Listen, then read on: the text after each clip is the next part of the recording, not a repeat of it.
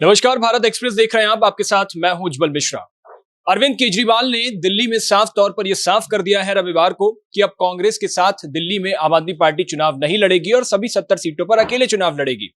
ठीक ऐसी ही बात दिल्ली कांग्रेस के अध्यक्ष देवेंद्र यादव भी अरविंद केजरीवाल की बात से लगभग 24-48 घंटे पहले ये बोल चुके हैं कि दिल्ली में कांग्रेस आम आदमी पार्टी के साथ गठबंधन नहीं करेगी और अकेले सभी 70 सीटों पर चुनाव लड़ेगी।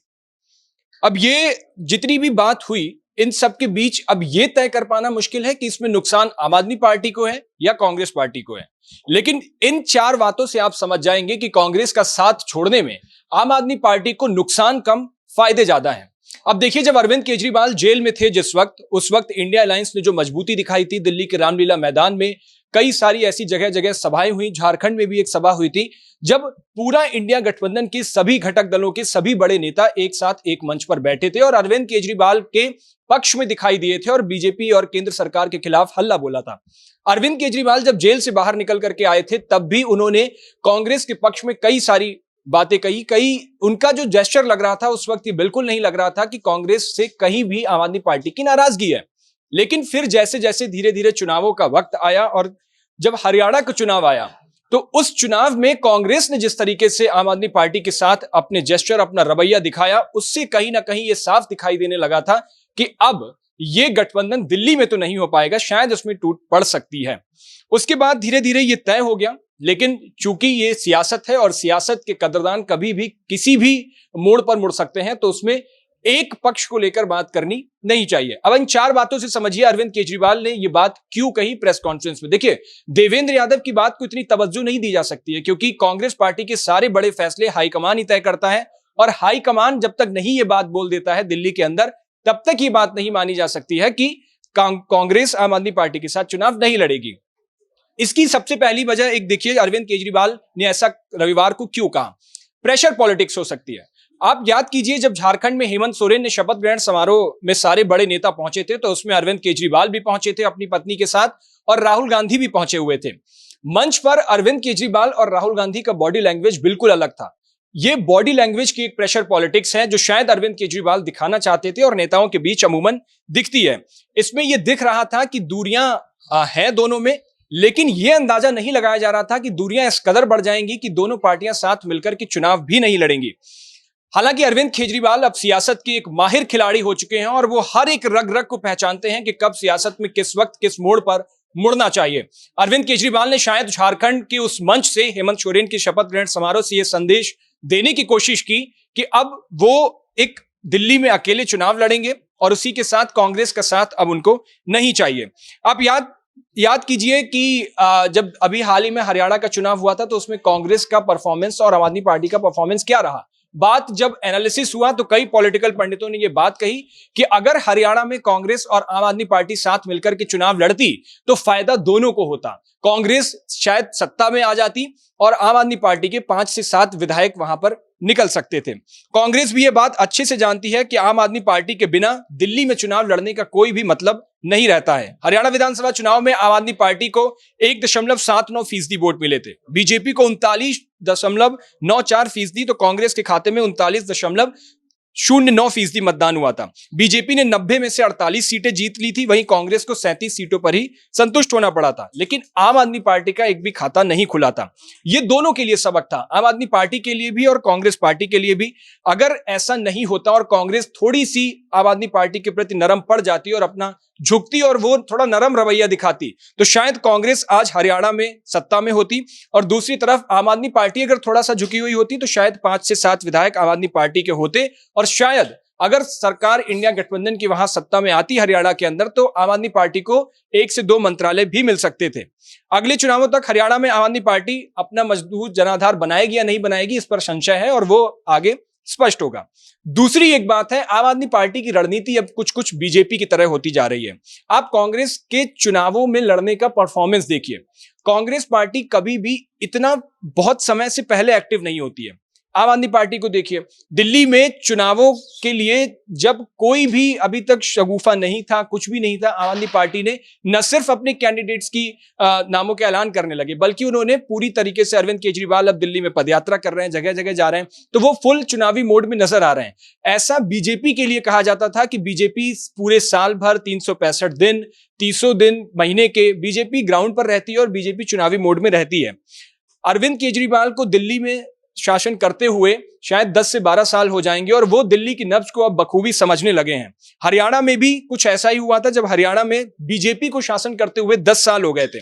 बीजेपी को यह डर था कि एक तो जाट वोट भटक सकते हैं और दूसरा एंटी इनकम्बेंसी का डर था। शायद बीजेपी ने हरियाणा के अंदर इसीलिए चुनावों के तय वक्त पहले जेजेपी से अपना गठबंधन तोड़ दिया। लोगों को लग रहा था कि बीजेपी और जेजेपी में नाराजगी है, लेकिन बीजेपी ने एक रणनीति के तहत यह हरियाणा के अंदर काम किया, जिससे कि बीजेपी का जो नाराज वोटर है वो छिटके और वो तमाम जगहों पर अलग अलग पार्टियों में बटे।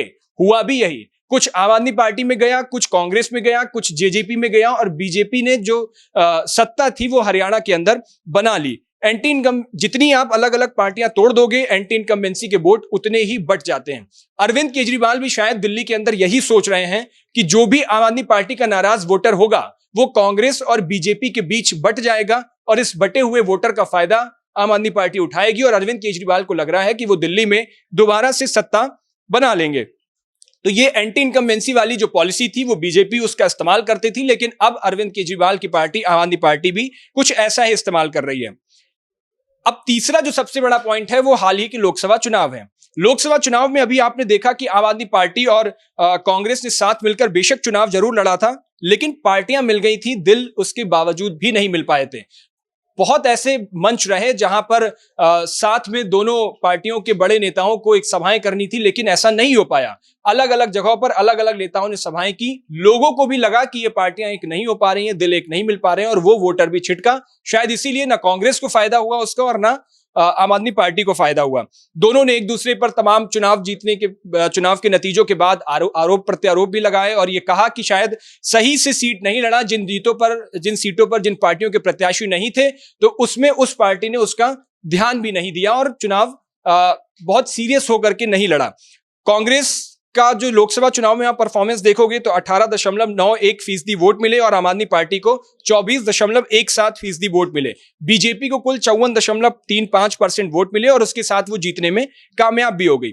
शायद यही अब कारण है कि अरविंद केजरीवाल को कांग्रेस के साथ गठबंधन करने में कोई रुचि नजर नहीं आ रही है और आम आदमी पार्टी को पता भी है कि अगर कांग्रेस कुछ सीटें जीत भी लेती है तो चुनावों के बाद हमेशा आम आदमी पार्टी के साथ समझौता ही किया जाता है, क्योंकि कांग्रेस किसी भी कीमत पर बीजेपी के साथ तो कभी जाएगी नहीं, तो वो समझौते के तौर पर आम आदमी पार्टी को ही विकल्प चुनेगी और आम आदमी पार्टी के साथ समझौता किया जाएगा। चौथा जो सबसे जरूरी, सबसे अहम और हाल के चुनाव में आपने देखा भी होगा, कांग्रेस कभी भी जल्दी फैसले नहीं लेती है। आप किसी भी चुनावों को देखिए, नोटिफिकेशन वाले दिन तक, उसके बाद नामांकन के दिन तक कांग्रेस पार्टी ये तय नहीं कर पाती है कि आगे क्या करना है। अभी आप देखिए हरियाणा का जब चुनाव हुआ, राहुल गांधी लगातार कह रहे थे कि हरियाणा में आम आदमी पार्टी के साथ मिलकर लड़ना चाहिए। उन्होंने ये बात कही, सीट शेयरिंग की बात भी हुई, तमाम सारी बातें आ रही थी, लेकिन कांग्रेस पार्टी हमेशा नामांकन और उसके आखिरी दिन तक का इंतजार करती है, जबकि आम आदमी पार्टी का हर कार्यकर्ता, अभी आप दिल्ली के चुनावों से ही देख लीजिए, अभी भी वो हर घर घर तक जा रहे हैं। अरविंद केजरीवाल खुद सड़क पर उतरे हुए हैं, जमीन पर हैं, पदयात्रा निकाल रहे हैं, तो उन्हें लगता है कि वो एक्टिव पहले से हो जाते हैं और कांग्रेस पार्टी एन वक्त तक अपना डिसीजन नहीं ले पाती है। हरियाणा विधानसभा चुनावों के लिए जब नामांकन दाखिल करने से कुछ दिन पहले राहुल गांधी ने अपनी पार्टी से कहा भी था कि उन्हें आम आदमी पार्टी के साथ चुनाव मिलकर लड़ना चाहिए। ठीक उसी तरीके से दिल्ली विधानसभा चुनावों में भी नामांकन दाखिल करने के एक हफ्ते पहले ही कांग्रेस जागेगी और राहुल गांधी ये कहेंगे कि आम आदमी पार्टी के साथ गठबंधन में चुनाव लड़ना चाहिए और नामांकन वाले दिन तक दोपहर तक सीट शेयरिंग की बात चलती रहेगी। यही वजह है कि कांग्रेस गठबंधन कर भी लेती है तो चुनावों में उसका वो बड़ा लाभ नहीं उठा पाती है जिस तरीके से उसके आपने पिछले परफॉर्मेंस देखे होंगे। और अरविंद केजरीवाल को लगता है कि यह कांग्रेस की कमजोरी है और इस कांग्रेस की कमजोरी को नुकसान अरविंद केजरीवाल या आम आदमी पार्टी के उठाएं, इसलिए वो एन वक्त पहले से ही अपनी कमर कस की पूरी तैयारी रखना चाहते हैं। और दिल्ली के अंदर अभी से लोगों के मन में ये उन्होंने पैदा कर दिया है कि आम आदमी पार्टी अकेले अपने मुद्दे पर चुनाव लड़ेगी और अपने प्रत्याशियों को उतार करके उनकी जरूरत के हिसाब से चीजें देखेगी। तो अरविंद केजरीवाल और ये चाहते हैं कि आम आदमी पार्टी दिल्ली के अंदर दोबारा सत्ता में आए, और वो सत्ता में कैसे आए तो उसके लिए उन्होंने कई सारे शिगुफे अभी भी छोड़ रखे हैं। लेकिन यह बिल्कुल नहीं कहा जा सकता है कि चुनावों से तय वक्त पहले तक इस पर भी अभी संशय ही रहेगा कि क्या वाकई में आम आदमी पार्टी और कांग्रेस अलग अलग दिल्ली के अंदर चुनाव लड़ेंगे, क्योंकि ऐसा कई बार हो चुका है जब पहले बात कुछ और हुई और उसके बाद चुनावों के तय वक्त पहले तक पता लगा कुछ और सिस्टम हो गया और उसके बाद दोनों पार्टियां साथ मिलकर चुनाव लड़ रही हैं। हालांकि आपको क्या लगता है, क्या वाकई में अलग अलग ही चुनाव लड़ा जाएगा? क्या वाकई में कांग्रेस और आम आदमी पार्टी सभी 70 सीटों पर अपने अपने प्रत्याशी उतारेंगी? अपनी राय हमें कमेंट बॉक्स में जरूर बताइएगा। देश और दुनिया की बाकी तमाम खबरों के लिए देखते रहिए भारत एक्सप्रेस। शुक्रिया।